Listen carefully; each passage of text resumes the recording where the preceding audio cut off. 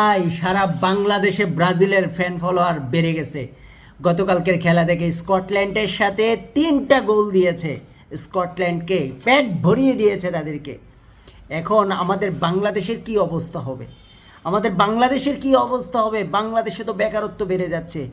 বাবার কাছ থেকে, মার কাছ থেকে, ভাইয়ের কাছ থেকে, বোনের কাছ থেকে, আত্মীয় স্বজনের কাছ থেকে হাত পেতে পেতে ইন্টারনেটের টাকা নিচ্ছে, নিয়ে রাত জেগে জেগে ব্রাজিলের খেলা দেখছে।